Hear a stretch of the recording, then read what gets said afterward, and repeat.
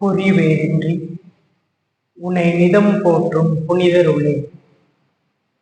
குறிவேரின்றி நின்ற பெரும் சோதி கொழும் சுடரே, சரி வேதங்கள் எல்லாம் உரை செய்ய நிறைந்திடும் பேரறிவே தந்தனையே, அருளார் அமுதம் தனையே.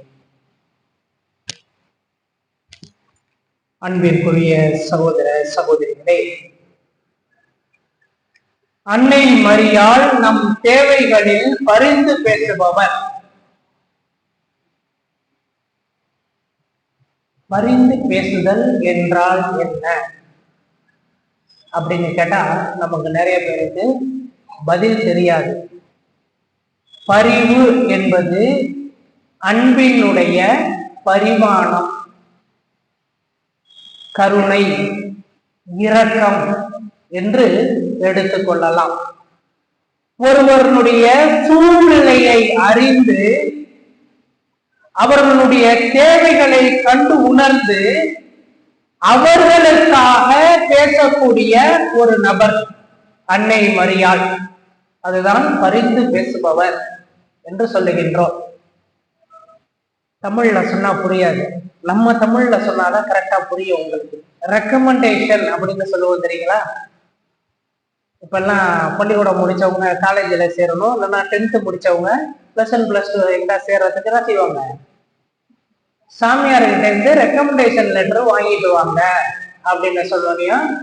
அப்பதான் தெரியும் நமக்கு, ஓ சாமியார் அப்ப நமக்காக ரெக்கமெண்ட் பண்றாரு, பரிந்து பேசுறாரு லெட்டர் மூலியமா அப்படிங்கிறது நமக்கு அப்பதான் தெரியும்.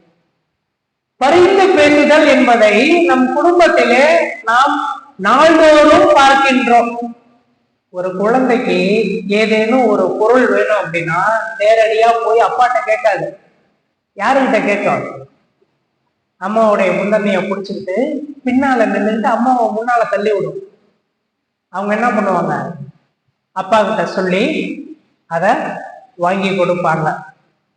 ஆக இது குடும்பத்திலே ஒவ்வொரு நாளும் நடக்கின்ற நிகழ்வு பரிந்து பேசுதல் என்பது. விவிலியத்திலே பார்க்கின்ற பொழுது எஸ்தர் அரசி பரிந்து பேசுகின்றார். மார்தோக்காய் என்பவர் யூதர். அவர் நாமானுக்கு வணக்கம் செலுத்தவில்லை என்கின்ற ஒரே காரணத்தினாலே நாமான் சூழ்ச்சி செய்து மார்தோக்காயை மட்டுமல்ல, பாரசீக நாட்டில் வாழுகின்ற யூதர்கள் எல்லோரையும் கொள்ள வேண்டும் என்பதற்காக 50 அடி உயரம் உள்ள மரத்திலான தூக்கு மேடையை தயாரித்து அகாசுரஸ் என்கின்ற அரசனுடைய ஆணையை பெற்று கொள்ள வேண்டும் என்பதற்காக காத்துக் கொண்டிருக்கின்ற ஒரு சூழலில் மார்தோக்காய் எஸ்தர் அரசிக்கு சொல்லுகின்றார், இதுபோல் மன்னரிடம் உண்மையை சொல்லி பரிந்து பேசி காப்பாற்று என்று, உன் இனத்தை காப்பாற்று என்று சொல்லுகின்றார்.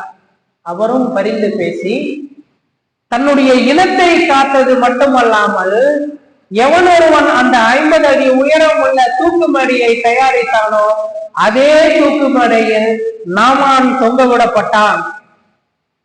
எஸ்தர் அரசியினுடைய பரிந்து பேசுதலினாலே அந்த நாளில் பாரசீக நாட்டில் வாழ்ந்த யூதர்கள் அனைவரும் காக்கப்பட்டார்கள். அதேபோல் நற்செய்தி வாசகத்திலே பார்க்கின்ற பொழுது அன்னை மரியாள் திருமணத்திலே திராட்சை ரசம் தீர்ந்து விட்டது என்பதை கண்டு உணர்ந்து அந்த திருமண வீட்டாருக்காக அவர் பரிந்து பேசுகின்றார். நம்ம வீட்டுல கல்யாணம் நடத்துறோம், வந்த விருந்தினருக்கு சாப்பாடு தீர்ந்து போச்சுன்னா எப்படி இருக்கும்? அந்த கல்யாண வீட்டுக்காரங்களுக்கு ஒரு பெருத்த அவமானம் ஏற்பட்டதாகவும் ஒரு துர்சகுனமானது ஏற்பட்டதாகவும் அவர்கள் நினைப்பார்கள். எஸ்தர் அரசிக்காவது மார்தோக்காய் போய் சொல்றாரு, நீ போய் மன்னனிடம் நம் இனத்துக்காக பரிந்து பேசு என்று சொல்லுகின்றார். ஆனால் இங்கே அன்னை மரியாவுக்கு யாரும் சொல்லவில்லை.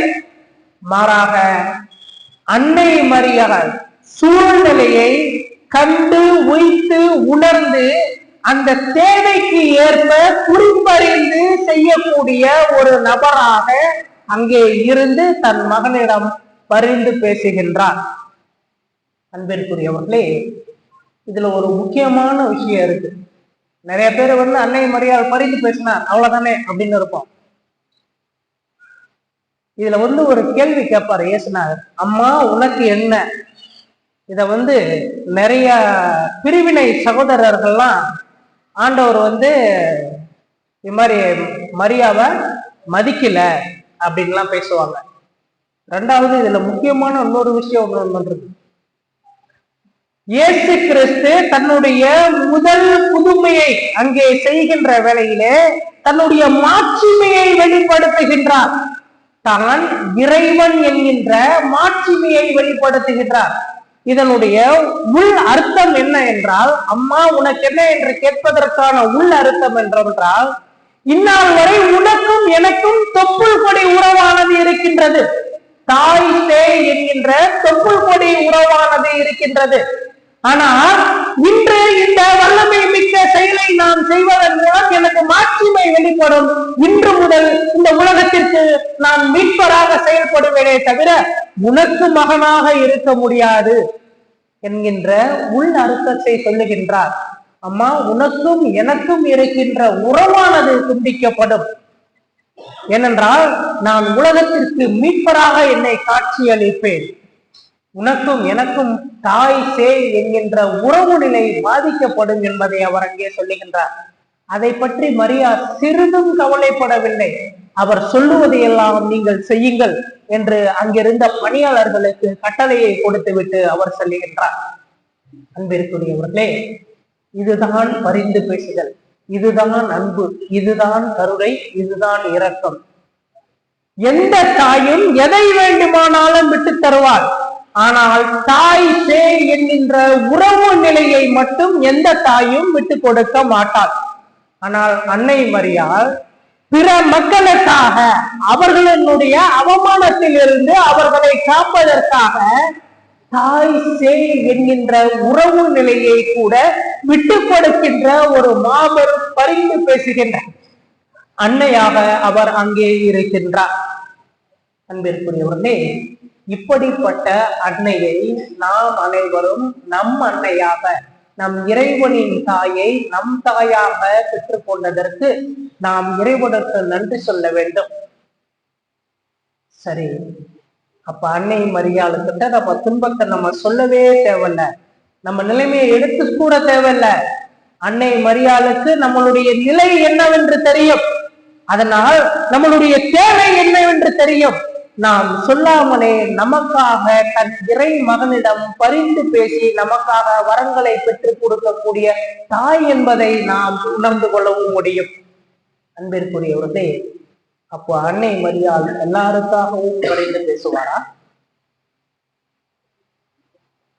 எத்தனையோ சாதி இருக்கு, எத்தனையோ மதம் இருக்கு, எல்லாருக்காகவும் பரிந்து பேசுவாரா? சாதி மதத்துக்குள்ள ஆட்பட்டு சீரழிவது நாம் தான். கடவுளர்கள் இல்லை, இறைவன் இல்லை, விண்ணுக்கும் மண்ணுக்கும் அரசியாக இருக்கின்ற அன்னை இல்லை. சாதி மதத்துக்கெல்லாம் அவங்களுக்கு கிடையாது, அவங்களாம் அதெல்லாம் அப்பாற்பட்டவங்க. சாமிக்கு ஏரியா சாதி மதம்லாம் அவங்க இதெல்லாம் அப்பாற்பட்டவங்க. அதனால் எல்லாருக்கும் பரிந்து பேசுவார். ஆனால் யாருக்கு சிறப்பாக பரிந்து பேசுவார், யாருக்கு பரிந்து பேசவே மாட்டார்?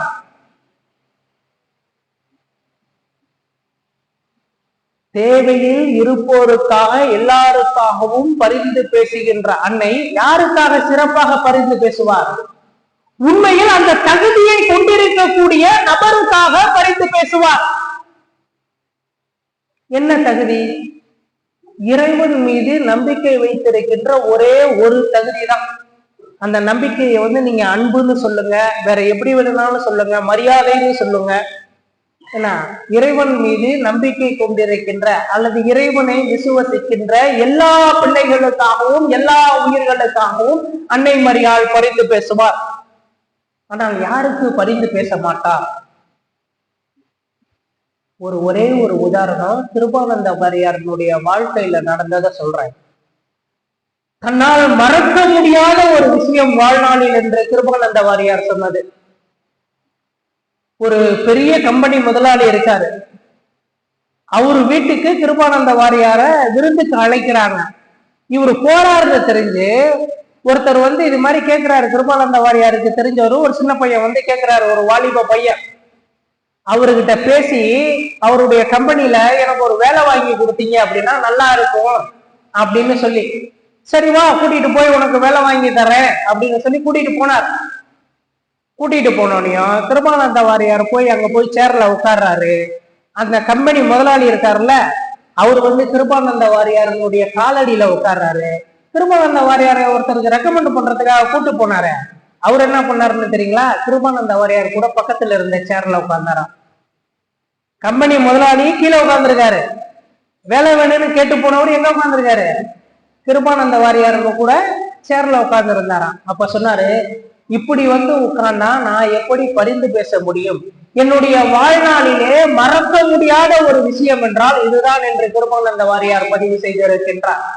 அன்பிற்குரியவர்களே, அதுபோல் நாம் இருந்தோம் என்றால், இறைவனை தூசிப்பவர்களாக இருந்தோம் என்றால், இறைவனை நம்பாதவர்களாக இருந்தோம் என்றால், இறைவனுக்கு உரிய மரியாதையை கொடுக்க முடியாதவர்களாக, கொடுக்க பிடிக்காதவர்களாக நாம் இருந்தோம் என்றால், இறை அன்னையினுடைய பரிந்து பேசுதலை நாம் எவ்வாறு எதிர்கொள்ள முடியும், எதிர்நோக்கி இருக்க முடியும்? எனவே அன்பிற்குரியவர்களே, இறைவனின் மீது நம்பிக்கை கொண்ட எல்லா உயிர்களுக்கும் அன்னையாக இருக்கின்றவள் அன்னை மரியாள். அவள் அனைத்து உயிர்களுக்காகவும் பரிந்து பேசுவார். எவர் ஒருவர் இறைவனுக்கு எதிராக செயல்படுகின்றாரோ அல்லது இறைவனை அவமதிக்கின்றாரோ அவருக்காக பரிந்து பேச மாட்டார். எனவே இந்த நாளிலே நாம் சிந்திப்போம், அன்னை மரியாளினுடைய பரிந்துரையை பெற நாம் தகுதி உள்ளவர்களாக இருக்கிறோமா?